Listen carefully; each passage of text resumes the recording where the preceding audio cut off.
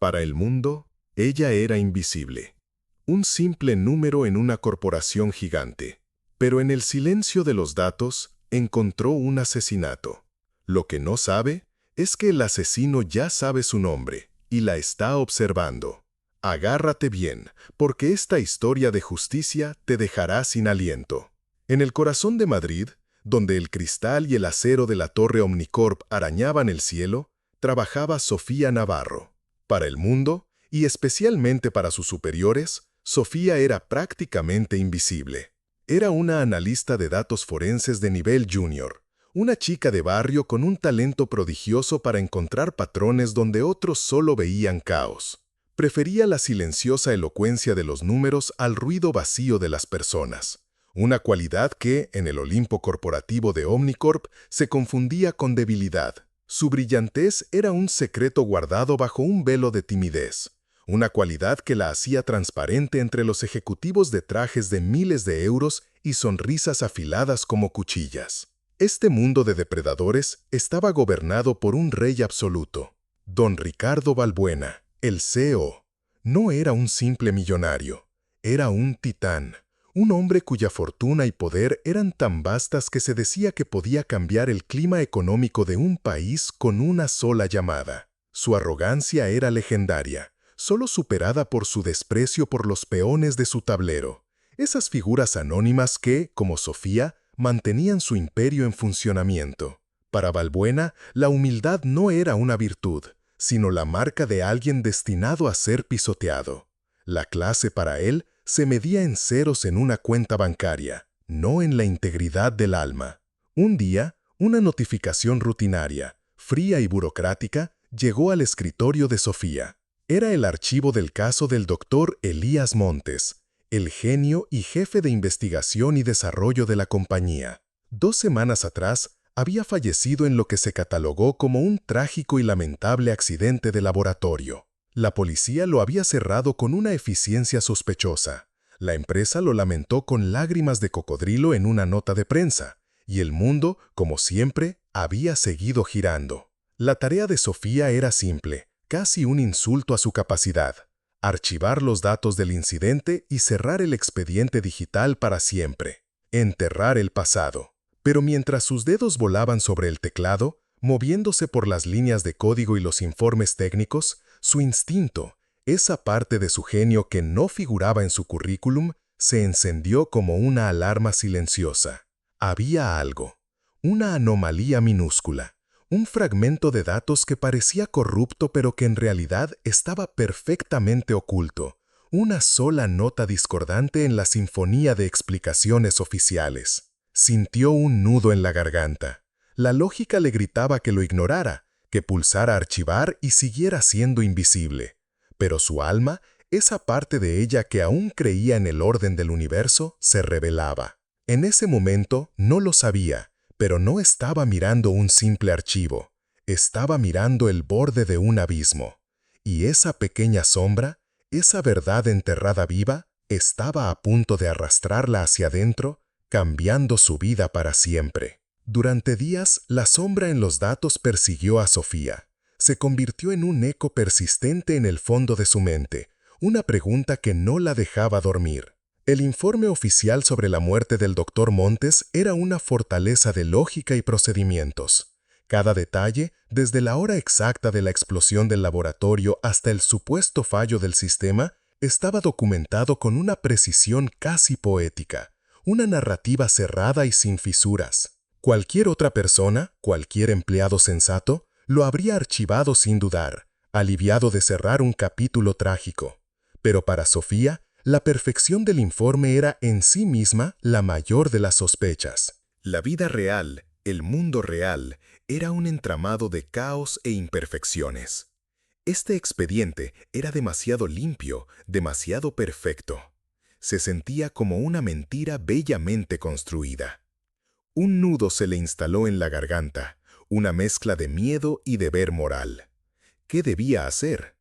Ignorarlo era lo sensato, lo que le dictaba el instinto de supervivencia. Era una simple empleada, una pieza insignificante en el gran engranaje de Omnicorp. Y Ricardo Balbuena no era solo su jefe. Era una fuerza de la naturaleza, un hombre que podía aplastar su carrera y su vida con un solo gesto de disgusto. Desafiar la versión oficial, aunque fuera en el silencio de su propia mente, era un suicidio profesional y quizás algo mucho peor. Pero luego pensaba en el doctor Montes, un hombre al que solo conocía por su reputación de genio apasionado, de visionario. ¿Y si su muerte no había sido un accidente? ¿No merecía la verdad por muy peligrosa que fuera? La dignidad de ese pensamiento pesaba más que su miedo. Una noche, incapaz de conciliar el sueño, se vistió y regresó a la oficina vacía, moviéndose como un fantasma por los pasillos silenciosos y oscuros de Omnicorp. La torre de cristal, de día, un símbolo de poder, de noche se sentía como una tumba. Bajo la luz solitaria de su monitor, que proyectaba un resplandor azulado sobre su rostro concentrado, comenzó a cavar. Ya no como una empleada obediente, sino como una buscadora de la verdad, una arqueóloga digital desenterrando un crimen. Con cada hora que pasaba, con cada línea de código que descifraba, la sensación de ser observada crecía, un escalofrío que le recorría la espalda. Al principio se decía que era solo paranoia, el eco de su propia transgresión resonando en los pasillos vacíos. Pero mientras más profundo excavaba, más se convencía de que no estaba sola en ese laberinto. Alguien o algo había dejado migajas, pistas deliberadamente ocultas para que alguien como ella las encontrara. Y alguien más, alguien muy poderoso, no quería que las encontrase jamás. Marco Rivas era el jefe de seguridad de Omnicorp, pero su verdadero título, el que no figuraba en ninguna tarjeta de visita, era el de guardián de los secretos de Ricardo Balbuena.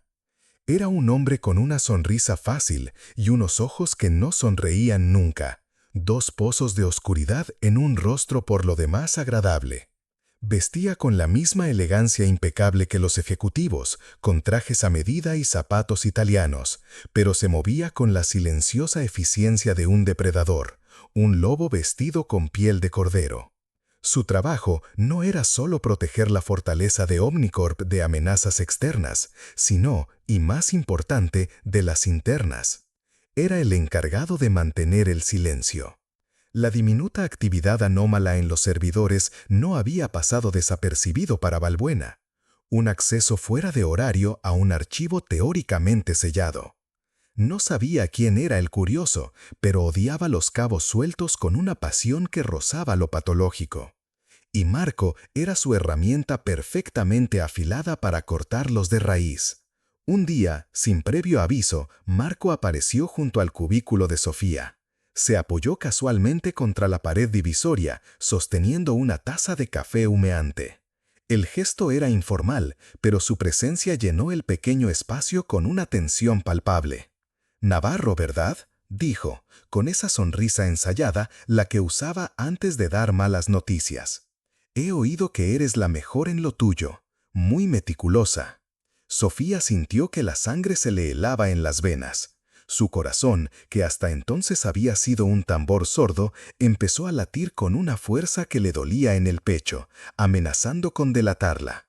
Levantó la vista de la pantalla, intentando que su rostro pareciera una máscara de neutralidad. «Solo hago mi trabajo, señor Rivas». Marco dio un sorbo a su café, sus ojos recorriendo la pantalla de Sofía, absorbiendo cada detalle sin parecer mirar nada en concreto. «Bien, es bueno saberlo», continuó, su tono amable contrastando con la frialdad de su mirada. «A don Ricardo le gusta la gente que se centra en su trabajo, que no pierde el tiempo con fantasías». La palabra fantasías quedó flotando en el aire, cargada de una amenaza implícita, pesada y venenosa. No fue una pregunta, ni siquiera un consejo. Fue una orden, una advertencia envuelta en la seda de la amabilidad corporativa, pero con el filo de una navaja. Marco le dedicó una última sonrisa vacía y se marchó tan silenciosamente como había llegado, dejando tras de sí un rastro de miedo y el aroma del café caro. Cuando se fue, Sofía se dio cuenta de dos cosas con una claridad aterradora. La primera, que ya no había vuelta atrás. habían detectado su curiosidad. La segunda, que estaba metida en un juego mucho más peligroso de lo jamás había imaginado. El guardián del silencio le había mostrado sus dientes y ahora sabía que la próxima vez que se acercara sería para morder. La velada advertencia de Marco, en lugar de disuadirla, encendió en Sofía una chispa de frío desafío.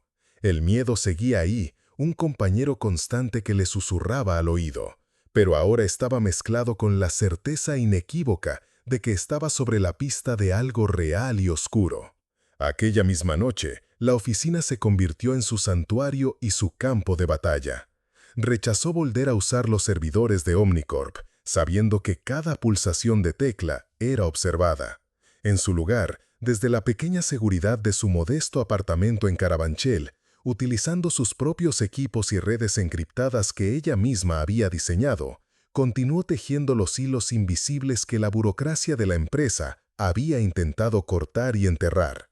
Su mente, un laberinto de lógica y patrones, trabajaba a una velocidad febril. Pronto descubrió algo que la dejó sin aliento. En las semanas previas a su muerte, el Dr. Montes había estado realizando transferencias masivas de datos a un servidor externo, una fortaleza digital anónima. Estas transferencias estaban ingeniosamente ocultas bajo el disfraz de copias de seguridad rutinarias, un camuflaje perfecto que nadie se había molestado en verificar. Encontró fragmentos de correos electrónicos cifrados, enviados desde una cuenta personal anónima a un destinatario desconocido, hablando de una póliza de seguro y de una verdad que debe salir a la luz. Cada hallazgo era una pequeña victoria que hacía que su corazón se acelerara, una pieza más en un puzzle monstruoso. La narrativa oficial del accidente se desmoronaba pieza a pieza ante sus ojos.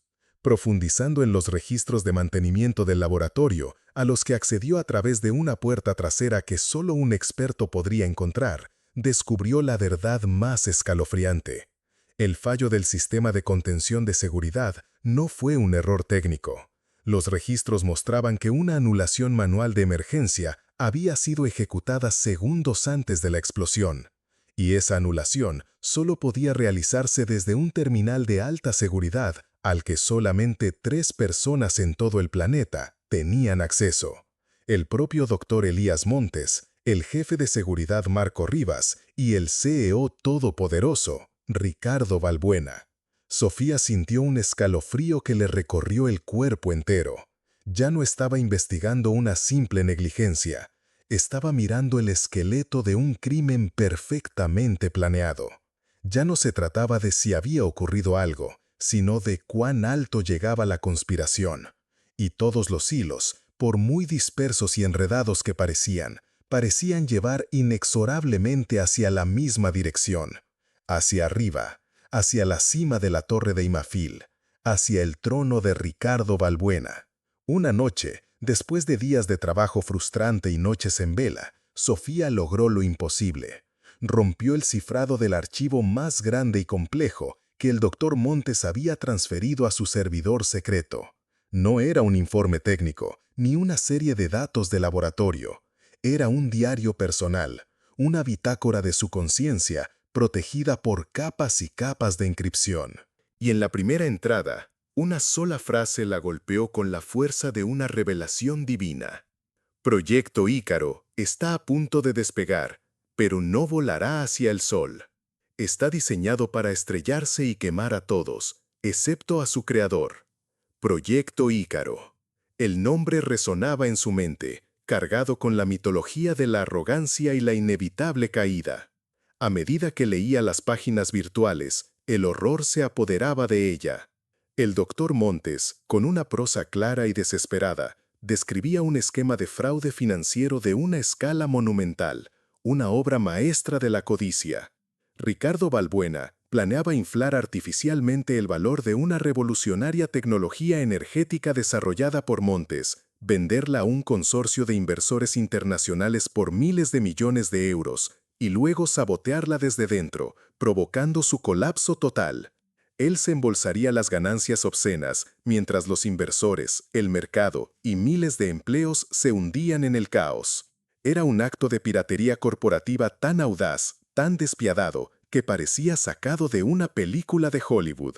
El doctor Montes, el creador de la tecnología, el padre de la criatura, había descubierto el plan y se había negado rotundamente a participar en semejante monstruosidad. Su conciencia no se lo permitía. En secreto, había comenzado a recopilar pruebas para exponer a Balbuena, para detener la catástrofe antes de que ocurriera. De repente, todo encajó. Su trágico accidente no fue un acto para silenciar lo que sabía sobre el pasado, sino para evitar que el mundo supiera la verdad sobre el futuro, sobre el proyecto Ícaro. La muerte de Elías Montes ya no era solo un posible asesinato, era la piedra angular, la primera pieza del dominó en una conspiración que podía desestabilizar economías enteras. Y ella, Sofía Navarro, la chica invisible del departamento de datos, la analista que nadie veía, era ahora la única persona viva que conocía el mapa completo de ese tesoro envenenado. El peso de ese conocimiento era tan abrumador que sintió que podía aplastarla. La noche después de descubrir la verdad sobre el proyecto Ícaro, Sofía regresó a su apartamento sintiendo el peso del mundo entero sobre sus hombros. Cada paso era una batalla, cada sombra en la calle una amenaza potencial. Abrió la puerta de su casa, que hasta entonces había sido su único refugio, y la cerró tras de sí. Estaba cerrada, tal como la había dejado. Pero al entrar, un frío antinatural la recibió, un silencio denso y pesado que no era el habitual. El aire estaba inmóvil, cargado de una presencia invisible. Al principio, en la penumbra, no notó nada fuera de lugar. Su pequeño salón, sus libros apilados, la gastada foto de su madre sonriendo desde una estantería, todo parecía normal, intacto. Su corazón comenzó a calmarse. Quizás solo era la paranoia, el agotamiento jugándole una mala pasada. Fue entonces cuando lo vio. Sobre la mesa de centro, justo al lado de donde había dejado su portátil, había un único objeto que no era suyo. Un pequeño pájaro de origami, meticulosamente doblado con una hoja de papel de un negro profundo, como la noche. Ícaro.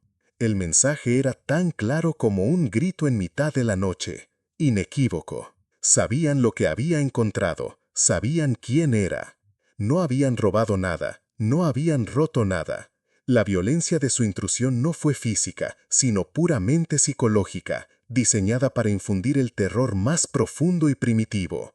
Era una demostración de poder, un susurro que gritaba: podemos llegar a ti cuando queramos. Estamos dentro de tu vida, en tu lugar más seguro. Estás completamente sola. El nudo en su garganta se convirtió en un grito ahogado que murió antes de nacer. Se abrazó a sí misma, temblando incontrolablemente en medio de su propio hogar, que de repente se había convertido en el lugar más inseguro del mundo, una jaula de cristal. La desesperación la inundó como una mara negra. ¿Contra quién luchaba? Un hombre que podía entrar en su casa sin dejar un solo rastro, que podía asesinar a un genio y llamarlo un lamentable accidente. Se sentía como una hormiga tratando de detener una apisonadora, una mota de polvo contra un huracán. Por primera vez desde que comenzó su silenciosa investigación, la idea de abandonar, de borrarlo todo y fingir que nunca había visto nada, no solo parecía sensata, sino la única y desesperada forma de sobrevivir. Al día siguiente, Sofía fue a trabajar con el miedo pegado a la piel.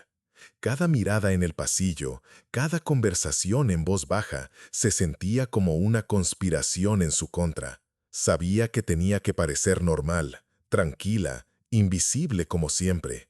Pero la normalidad se había convertido en un disfraz que le quedaba grande, una máscara que amenazaba con resquebrajarse en cualquier momento. El pájaro de origami negro parecía haber anidado en su estómago. A mediodía, su supervisor, un hombre nervioso y servil, se le acercó con el rostro pálido. «Sofía, don Ricardo Balbuena quiere verte, inmediatamente». La sangre de Sofía se convirtió en hielo. El trayecto en el ascensor silencioso y rápido hasta la planta ejecutiva, el ático de cristal con vistas panorámicas a todo Madrid, le pareció una subida al cadalso. La oficina de Balbuena era un templo al ego. Minimalista, fría y vasta, estaba dominada por un enorme escritorio de ébano pulido y una única obra abstracta en la pared que, según los rumores, valía más que el edificio entero donde Sofía vivía. Balbuena estaba de espaldas, contemplando la ciudad a través del ventanal como un emperador romano observando sus dominios. Se giró lentamente, con un movimiento estudiado. Su traje era impecable, su sonrisa una fina línea de condescendencia. «Señorita Navarro», dijo. Su voz era una mezcla perfecta de seda y acero. «Me han dicho que es usted muy curiosa». Una cualidad admirable en un analista, siempre que esa curiosidad no se desvíe hacia asuntos que sencillamente no le conciernen. Sofía se quedó sin aliento. Él lo sabía todo. Sintió cómo sus rodillas flaqueaban. «Yo solo hago mi trabajo, señor». Balbuena se acercó, invadiendo su espacio personal con la confianza de un depredador. Olía a una loción cara y a un poder absoluto. «Gente como usted, señorita Navarro, con su empuje y su ambición de barrio, a veces confunde la diligencia con la insubordinación. Céntrese en sus tareas, en los datos que se le asignan. No construya castillos en el aire con fantasías. Omnicorp es una familia y no nos gustan los miembros que escuchan rumores». La humillación era tan palpable como el frío del aire acondicionado. La estaba llamando mentirosa, trepadora e insignificante, todo a la vez, sin levantar la voz. Era la clásica demostración de poder del magnate, diseñada para aplastarla, para recordarle su lugar en el universo. Pero mientras la miraba con esos ojos calculadores, Sofía vio algo más que arrogancia. Vio un destello casi imperceptible de algo más. Una inquietud, un nerviosismo oculto tras capas de autoridad. Y en ese instante, su miedo no desapareció, pero encontró un nuevo compañero. La certeza de que él, el gran Ricardo Balbuena, también tenía miedo de ella. Esa noche, la humillación a manos de Balbuena se transformó en una furia fría y controlada. El miedo la había paralizado, pero la arrogancia del magnate, esa ceguera voluntaria ante la verdad, la había despertado.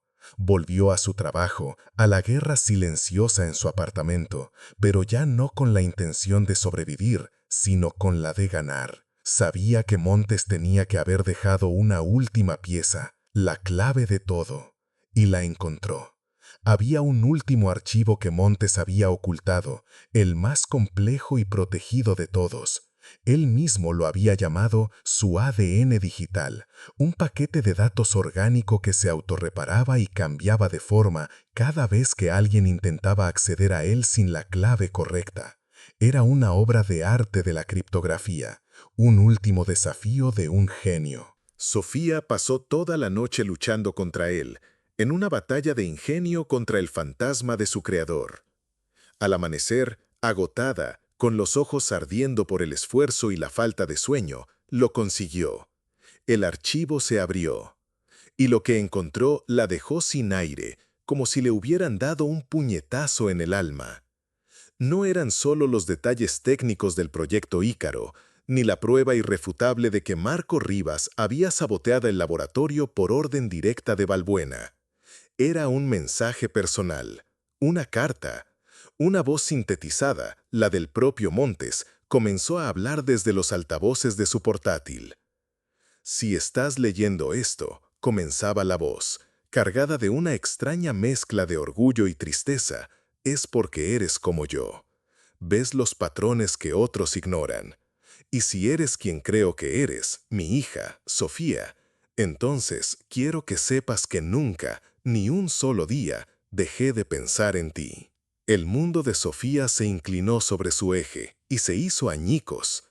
El archivo contenía documentos que nunca había visto, fotos antiguas de ella de bebé en brazos de un hombre joven y sonriente, y un certificado de nacimiento. Elías Montes no era solo una víctima anónima en un expediente, era su padre. El hombre que había abandonado a su familia cuando ella era una niña. El hombre que su madre, con el corazón roto, le había descrito como un soñador egoísta que eligió su trabajo por encima de ellos. La verdad, como siempre, era más complicada y dolorosa. Los había dejado para protegerlos de gente como Balbuena, con quien ya estaba en conflicto. Este no era un simple giro inesperado, era la reescritura de toda su vida, de su identidad. Su búsqueda de justicia abstracta se había convertido, en un instante, en la culminación del legado de su padre. La revelación cayó sobre Sofía como una losa de granito. Durante horas se quedó inmóvil en la silla de su escritorio, escuchando una y otra vez la voz grabada de su padre, mirando las fotografías de un hombre que apenas recordaba, pero cuya inteligencia, cuya esencia, corría por sus venas. El dolor sordo de su abandono, una herida que había supurado en silencio durante toda su vida, ahora se veía bajo una luz completamente nueva, cruda y cegadora. No fue un acto de egoísmo, como su madre le había hecho creer en su propia amargura, fue un sacrificio. Él no huyó de ellos, huyó para protegerlos.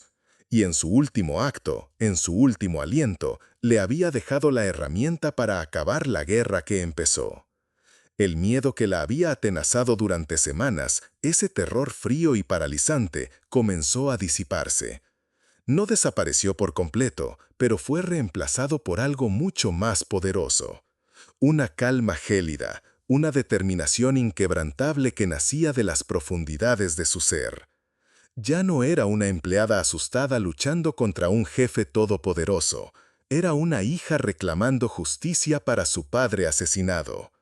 Era la heredera no de una fortuna, sino de una batalla moral.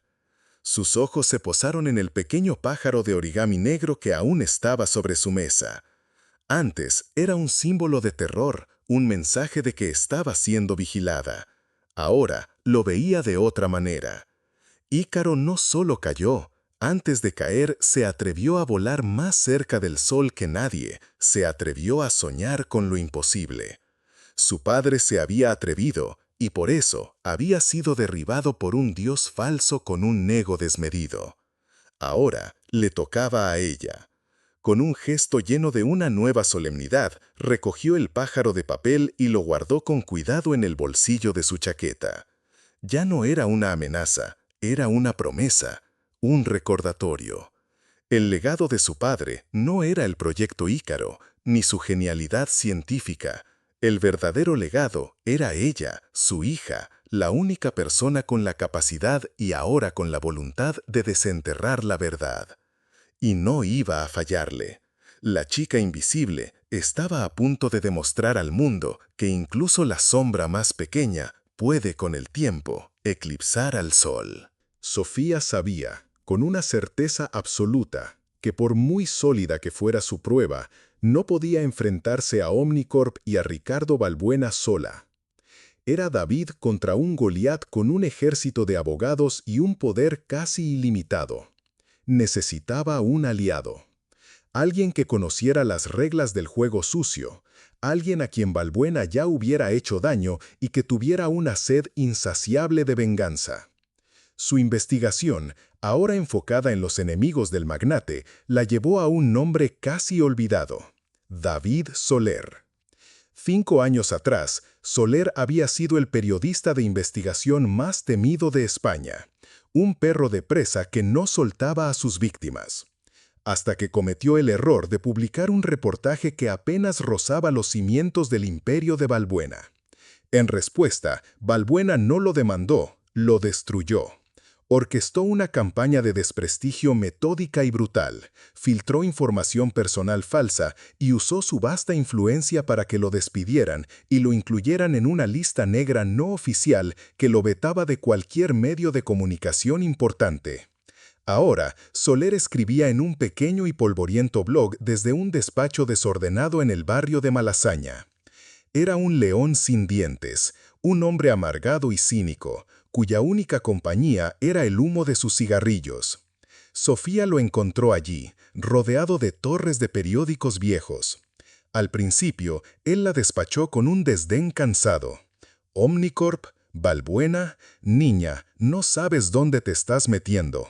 Huye mientras puedas y no mires atrás. Su voz era áspera, el sonido de la derrota. Pero Sofía no se movió.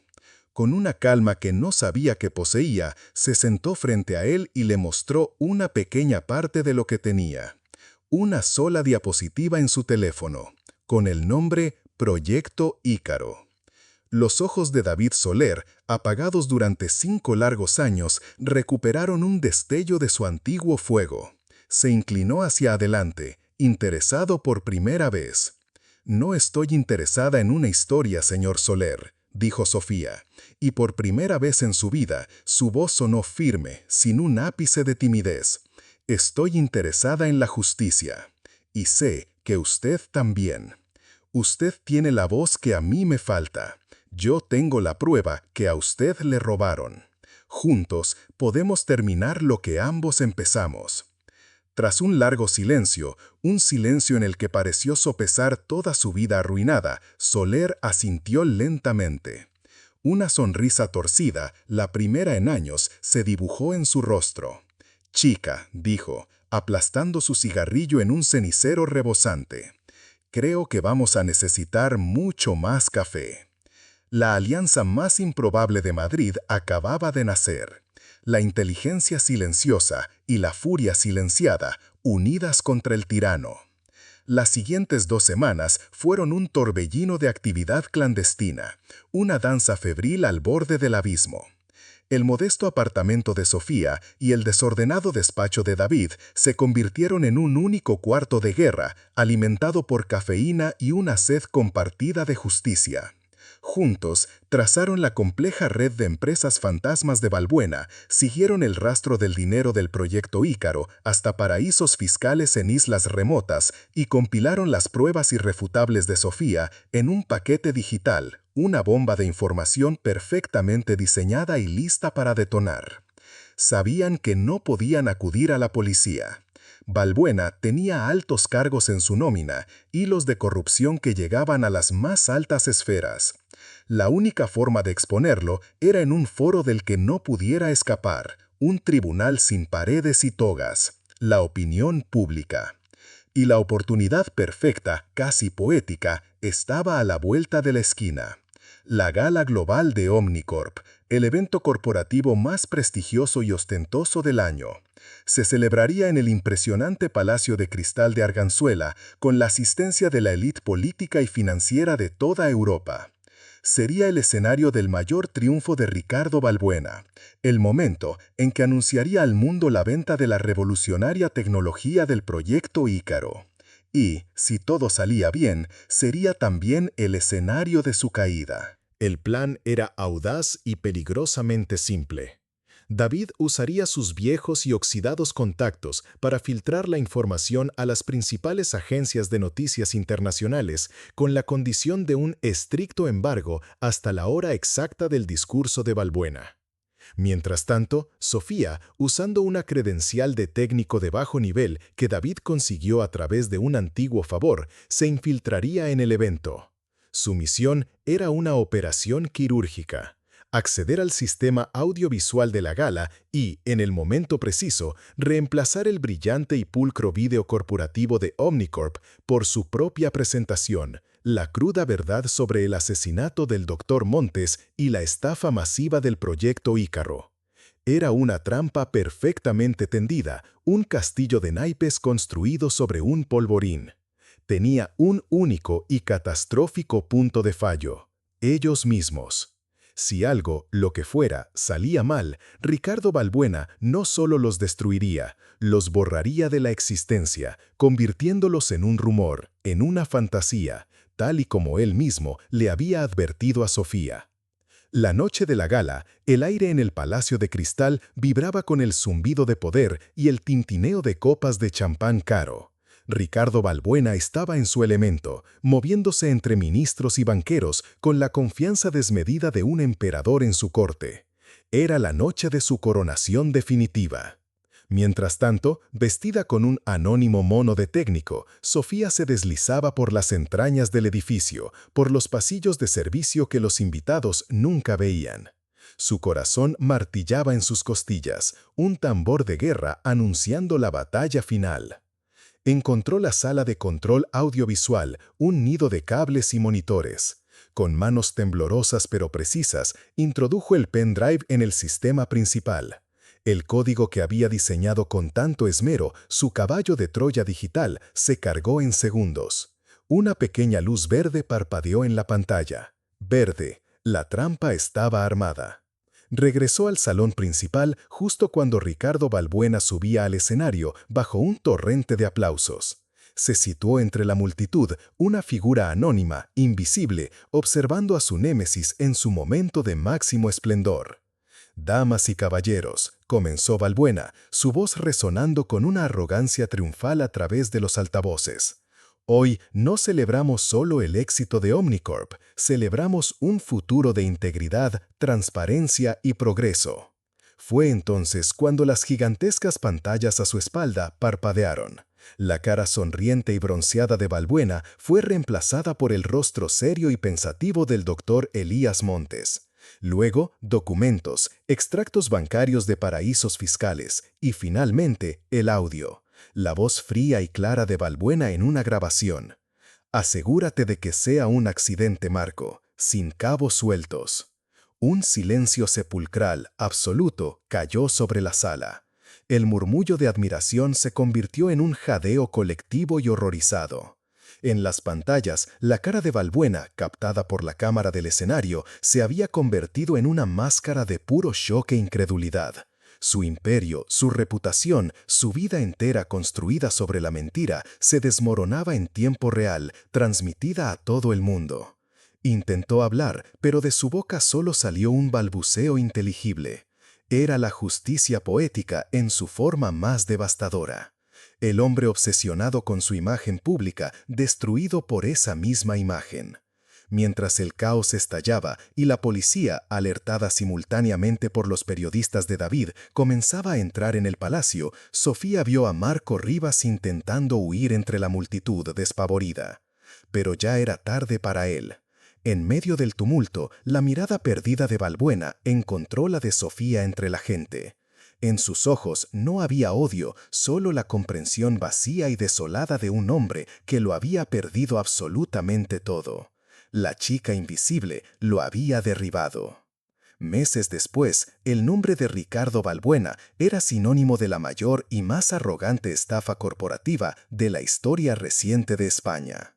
Omnicorp, aquel imperio que parecía indestructible, fue desmantelado por los reguladores, sus cimientos podridos expuestos a la luz del día. Él y sus cómplices, incluido un Marco Rivas que no pudo huir lo suficientemente rápido, se enfrentaban a décadas en prisión, despojados de su poder y su riqueza. La historia de Sofía Navarro, la analista que derribó a un gigante, se convirtió en una leyenda susurrada en los círculos financieros y tecnológicos. Pero ella no buscó la fama ni la fortuna. Rechazó con una tranquila dignidad las lucrativas ofertas para escribir libros y vender los derechos de su vida a Hollywood.